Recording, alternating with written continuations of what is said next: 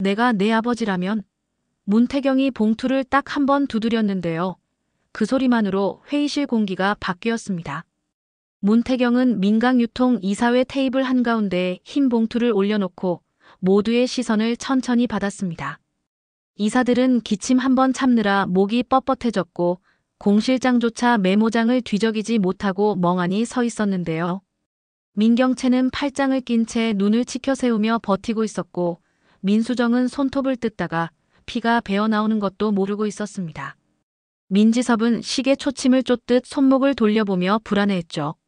문태경이 말했습니다. 오늘로 끝내겠습니다. 그 말투가 차분해서 더 섬뜩했는데요. 그가 봉인을 조심스럽게 뜯자 얇은 비닐이 찢기는 소리가 길게 늘어졌습니다. 그 순간만큼은 민강유통의 시계가 멈춘 것 같았습니다. 종이 한 장, 또 한 장. 붉은 도장이 찍힌 문서들이 펼쳐졌습니다. 메뉴 제목이 눈에 들어왔는데요.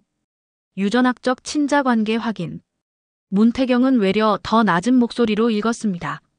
검사 결과 문태경과 민두식 사이의 생물학적 부자일치율 99.9%. 민경채의 입술이 먼저 흔들렸습니다. 말 같지도 않은 소리 집어치워. 이사들 사이에서 웅성거림이 튀었고 누군가는 물컵을 들었다가 다시 내려놓으며 손을 떨었습니다. 문태경은 준비된 사본을 모두에게 돌렸고 민수정과 민지섭은 한 장 한 장 넘길 때마다 얼굴이 더 하얘졌는데요. 문태경은 끝을 잘랐습니다. 저는 한기철이었습니다. 도일실업의 한경수 대표의 아들. 그날 이후 제 이름은 사라졌고 미국으로 보내졌고 다시 돌아왔습니다. 그 말이 고발이자 선언처럼 박혔습니다. 그때부터 모든 사람의 숨이 거칠어졌는데요. 민경채는 의자를 밀치며 일어나더니 이사들을 향해 외쳤습니다. 다들 저걸 믿어요? 내가 확인할 거야. 그녀는 사본을 낚아채다시피 살펴보았지만 붉은 직인과 절차 설명, 검사기관 연락처가 또렷했습니다. 공실장이 떨리는 손으로 명함 크기의 연락처를 건네자 민경채는 종이를 쥔 채로 오히려 더 불안해졌습니다. 회의가 파국으로 흐르기 직전 문태경은 마지막 한 줄을 덧붙였습니다. 회장님이 돌아오면 후계 논의는 법과 규정대로 정리하겠습니다. 그 말은 정치적 여유처럼 보였지만 백설이는 다른 뜻을 읽었습니다. 백설이는 그 자리에 없었지만 같은 시간 민강유통 보안실에서 별개의 퍼즐을 맞추고 있었거든요. 백설이는 스텔라장 연수객에서 받은 카드 사용 내역을 쭉 훑어보았습니다. 김선재가 파주 외곽병원에서 쓴 결제 기록이 눈에 걸렸는데요. 여긴 일반 병원이 아니에요. 폐쇄병동이 있는 곳이죠. 스텔라의 말에 백설이는 주저하지 않았습니다. 모태주에게 연락을 돌리고 변호사를 통해 수색영장을 신청하며 경찰 신고서까지 같이 묶었습니다. 그녀가 그토록 차갑게 서두른 이유는 단순한 정의감만이 아니었습니다. 딸 백미소의 죽음 뒤 백설이에게 용서는 단어 목록에서 지워져 있었거든요. 그렇지만 끝까지 확인한다는 태도는 남아 있었습니다. 한편 이사회가 중단되자마자 민경채는 공실장 사무실을 뒤졌습니다. 출생기록. 지금 당장. 공실장은 금고에서 오래된 상자를 꺼냈고 먼지가 솟자 민수정이 재채기를 했습니다. 그 상자 안엔 예상치 못한 서류가 고개를 내밀었는데요. 입양신고서. 입양일 1995년 3월 15일. 입양아 이름 민경채. 친부모 미상. 민수정, 민지섭의 서류도 같았습니다. 이게 뭐야? 우리가 민경채의 목소리가 부러진 유리처럼 떨렸습니다. 공실장은 침을 삼켰습니다. 회장님이 그 당시 죄책감이 크셨습니다. 고아들을 데려와 사람답게 키워야 한다고. 한경수. 문태경의 친부. 민가의 번영 이면에서 누군가의 집이 무너졌던 그 이름. 세 남매의 시선이 맞닿는 순간 그들은 각자 다르게 무너졌습니다. 민수정은 눈물을 훔치며 난 그럼 누구야라고 중얼거렸고 민지섭은 바닥을 손등으로 두드리며 숨을 고르려 했습니다. 민경채는 오히려 눈빛이 더 날카로워졌습니다. 상속은요? 법은 친자가 먼저잖아. 그 말 속엔 두려움과 집착이 함께 깃들어 있었는데요. 김선재는 그 사이 법무팀 사무실에서 검사기관과 통화해 절차를 확인했습니다. 결과는 깔끔했습니다. 합법입니다. 그가 이를 악물며 말했을 때 문태경이 문턱에 기대고 있었습니다. 법정에서 뵙죠. 그 말투가 얄밉게 침착해서 김선재는 전화를 놓치듯 내려놓았는데요. 그날 밤 백설이는 모태주에게서 연락을 받았습니다. 파주 세광정신병원. VIP 격리실에 노인 한 분, 신분 비공개. 간호사 진술 확보. 백설이는 즉시 스텔라와 문태경에게 상황을 공유했습니다. 문태경은 단번에 답했죠. 영장 떨어지면 같이 가겠습니다. 이틀 후 수색영장이 발부되자 경찰과 함께 병원으로 들어갔습니다. 철문 너머 양냄새가 독하게 맴도는 복도 끝방. 문이 벌어지는 순간 들것보다 먼저 백설이의 목소리가 방을 채웠습니다. 회장님 들리십니까? 침대 위 남자는 수척했고 눈꺼풀이 무겁게 떨렸습니다. 민두식은 겨우 혀를 움직였습니다. 설이. 백설이는 속으로 단단하게 다짐했습니다. 따뜻함도 연민도 잠깐 스치지만 이 사람은 반드시 법의 앞에 서야 한다고요. 응급실에서 정신을 가다듬은 민두식은 처음으로 억울함 대신 두려움을 말했습니다. 내 자식들이 날 가두었나? 백설이는 냉정하게 답했습니다. 증거가 모이고 있습니다. 회장님은 치료를 받으셔야 하고요. 그때 병실로 문태경이 들어왔습니다. 표정은 고요했지만 눈동자는 결심으로 단단했습니다. 회장님, 드릴 말씀이 있습니다. 민두식은 숨을 크게 들이켰죠. 자네가 내 아들이라던 그 문서, 진짜인가? 문태경은 고개를 한번 숙였습니다. 그 종이는 상대를 흔들기 위한 장치였습니다. 진짜 아버지는 회장님이 아닙니다. 순간 민두식의 눈빛이 허공을 헤맸습니다. 기대가 꺼지는 소리가 들릴 만큼 고요했는데요. 나는 평생 핏줄을 몰랐구나. 문태경은 흔들리지 않았습니다. 사실은 사실대로 세우고 죄는 죄대로 치르셔야 합니다. 그게 먼저입니다. 이 말은 칼날이었지만 동시에 줄이기도 했는데요. 백설이는 문태경을 보며 알았습니다. 이 남자는 복수하러 와서 결국 기준을 세우려 한다고요. 복수로 시작했는데 정의로 끝내겠다. 그런 눈이었습니다. 민두식은 다음날 무리하게 퇴원해 민강유통으로 돌아오겠다고 우겼습니다. 지금 당장 이사회를 열어야 해. 백설이는 끝까지 말렸지만 고집을 꺾기 어려웠습니다. 결국 이사회가 소집되었고 민두식은 첫마디부터 불호령을 내렸습니다. 민경채의 직무를 즉시 정지한다. 김선재는 해임한다. 문태경이 증빙서를 배포했습니다. 병원 원장과 간호사들의 진술, 카드 사용 내역, 출입 기록. 이사진은 서로 눈치를 보다가 조용히 고개를 끄덕였습니다. 그때 문이 열리고 민경채가 들어왔습니다. 아버지, 제 얘긴 들어보셨어야죠. 민두식은 냉정하게 잘랐습니다. 증거가 있다. 민경채는 발등에 불이 떨어진 사람처럼 떨며 외쳤습니다. 난 몰랐어. 김선재가. 그러나 방아는 믿어주지 않았습니다.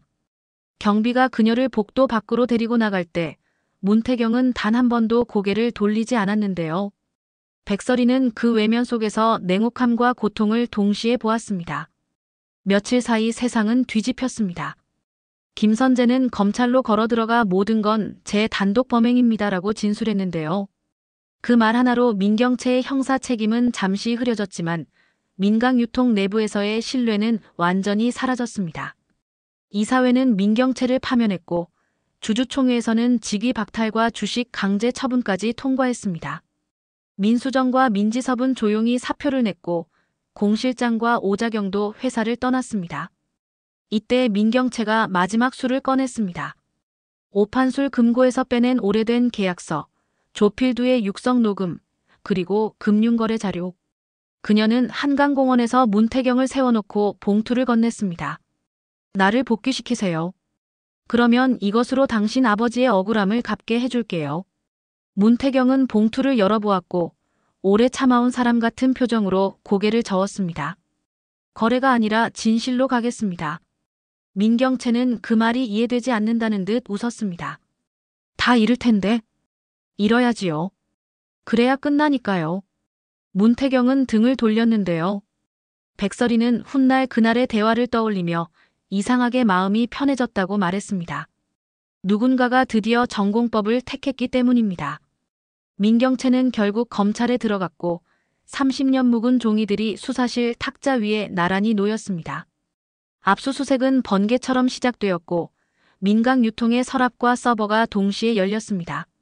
민두식은 조사를 받으면서도 처음엔 버텼지만 조필두의 육성이 틀어지는 순간 어깨가 꺼졌습니다. 그때 우리가 그런 선택을 했지요. 짧은 인정이 꼬리를 물고 이어졌습니다. 구속영장이 발부되던 날 민두식은 수갑을 찬 채 고개를 들었습니다. 기자들이 질문을 퍼부었지만 그는 대답하지 않았습니다. 젖히면 눈물이 떨어질 것 같아서였는데요. 그가 호송차에 오르는 장면을 백설이는 회사 창가에서 조용히 바라보았습니다. 살아서 책임을 지라고 그 말만 지켜줬네. 그녀는 중얼거렸습니다.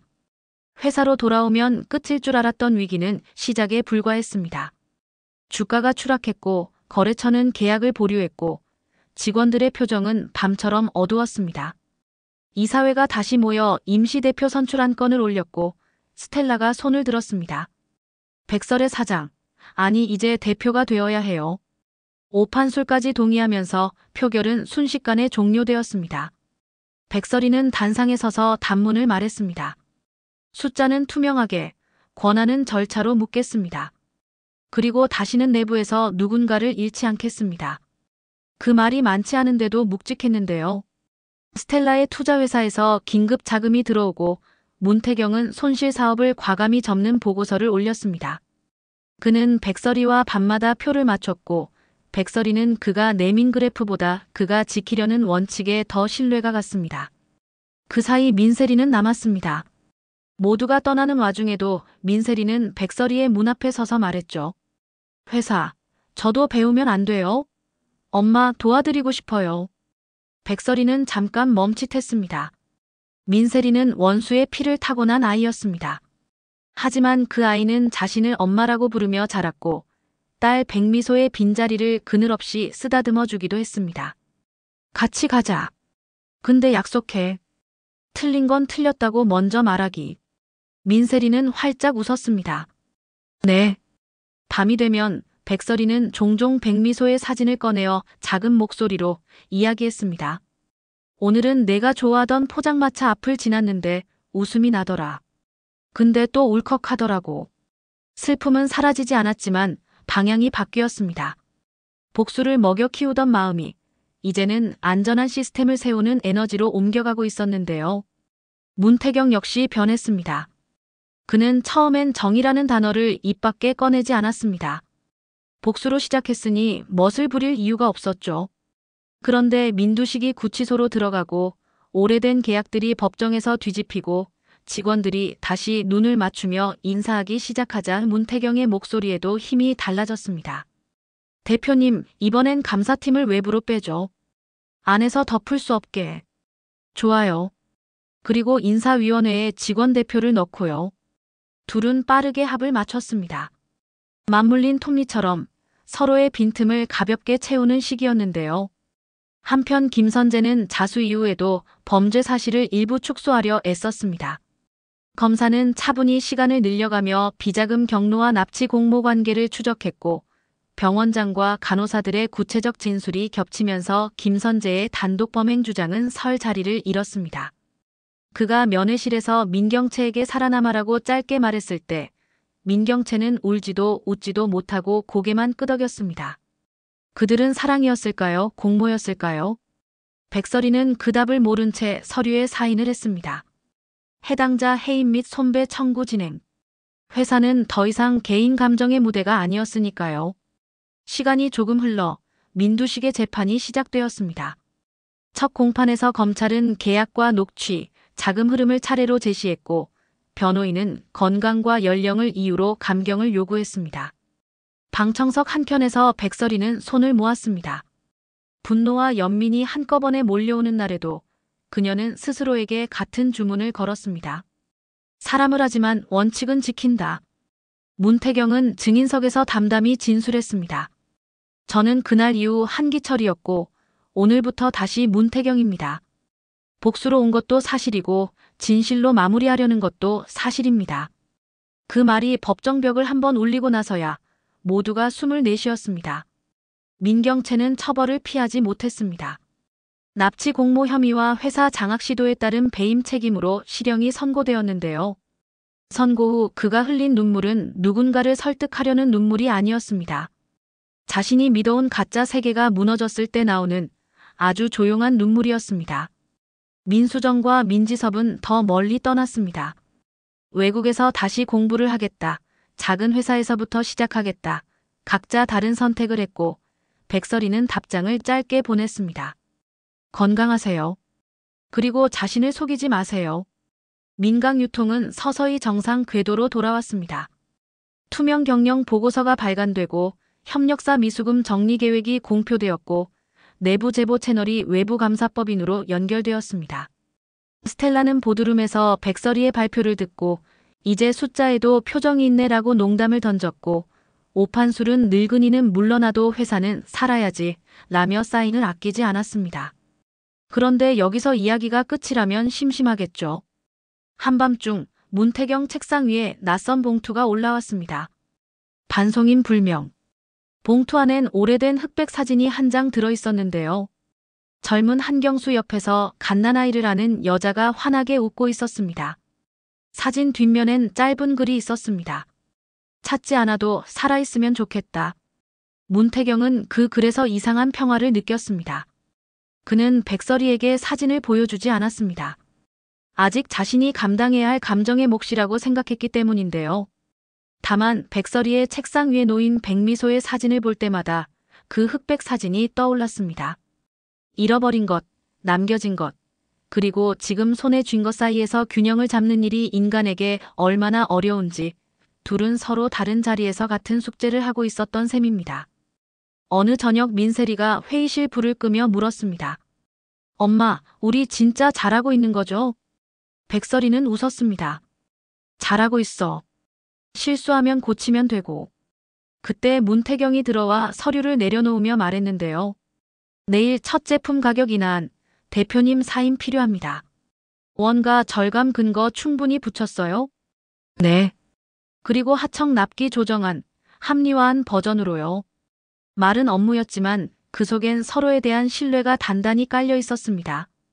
예전 같으면 이길 계획을 고민했을 그들이 이제는 지속될 구조를 만들고 있었으니까요. 마지막으로 남은 건 감정의 정리였습니다. 백설이는 구치소 접견실에서 민두식을 한번 보았습니다. 쇠창살 너머 그는 한숨이 길었습니다. 설에 고맙고 미안하네. 내가 만든 집에서 내가 질서를 세웠구나. 백설이는 담담하게 답했습니다. 회장님이요, 한때는 저에게 괴물이었고 지금은 그저 한 사람입니다. 그걸 구분할 수 있으니까 제가 대표를 합니다. 민두식은 고개를 끄덕였습니다. 자네가 나보다 훨씬 강하구나. 아니요. 저는 무너지지 않는 법을 배웠을 뿐이에요. 미소가 가르쳐줬어요. 회사 로비엔 새 슬로건이 걸렸습니다. 정직은 비용이 아니라 자산. 누군가는 식상하다고 했지만 민강유통 사람들은 고개를 끄덕였습니다. 그 문장이 이 회사를 끌어올린 줄을 서로 알고 있었기 때문입니다. 그리고 아직 끝이 아닙니다. 검찰은 오래된 비자금 추가 단서를 더 찾고 있고 조필두의 추가 진술도 예고되어 있습니다. 문태경은 흑백 사진의 주인을 찾아볼 생각이 조금씩 들고 백설이는 민세리의 첫 현장 출장을 준비합니다. 삶은 복수의 마침표 뒤에도 계속해서 흘러가고 사람의 마음은 예상보다 천천히 그러나 분명하게 바뀌니까요. 마지막으로 백설이가 밤에 혼잣말처럼 내뱉은 말을 옮깁니다. 미소야, 엄마가 오늘도 틀리지 않으려 애썼어. 슬픔을 핑계로 비겁해지지 않으려 했고 분노를 이유로 잔혹해지지 않으려 했어. 너라면 오늘의 엄마를 칭찬해줬을까? 대답은 들리지 않았지만 백설이는 알고 있었습니다. 다음 날 아침도 회사로 나갈 거라고요. 문태경은 잠들기 전 사진 뒷면을 다시 쓸어보며 웃었습니다. 찾지 않아도 살아있으면 좋겠다. 그 바람은 이제 그의 바람이기도 했습니다. 각자의 상처를 인정한 채로 각자의 내일을 선택하는 사람들. 이 이야기는 복수로 시작했는데요. 결국 사람을 살리려는 선택으로 이어졌습니다. 문태경에 필요한 거짓말은 시간을 벌었고 백설이에 필요한 원칙은 길을 만들었습니다. 민두식은 법 앞에 섰고 민경채와 김선재는 죗값을 배우고 있으며 민세리는 원수의 딸이라는 족쇄 대신 스스로의 이름으로 걷기 시작했습니다. 민강 유통의 전광판엔 실시간 숫자가 오르내리지만 그 위에 흐르는 더 중요한 수치는 보이지 않는 곳에서 천천히 쌓이고 있었습니다. 신뢰라는 이름으로요. 그리고 독자에게 남겨두는 작은 여지 하나. 흑백 사진 속 아이가 과연 어디서 어떻게 자랐는지, 문태경이 그 진실 앞에서 어떤 선택을 하게 될지, 백설이가 민세리와 함께 만든 새 철학이 다음 폭풍 앞에서도 흔들리지 않을지 결말을 서두르지 않겠습니다. 이 사람들의 내일은 내일의 자리에서 스스로 써내려갈 테니까요. 드라마 리뷰 탐정의 다음 추리도 놓치지 마세요. 더 흥미진진한 리뷰를 위해 구독과 좋아요 꼭 부탁드립니다. 감사합니다.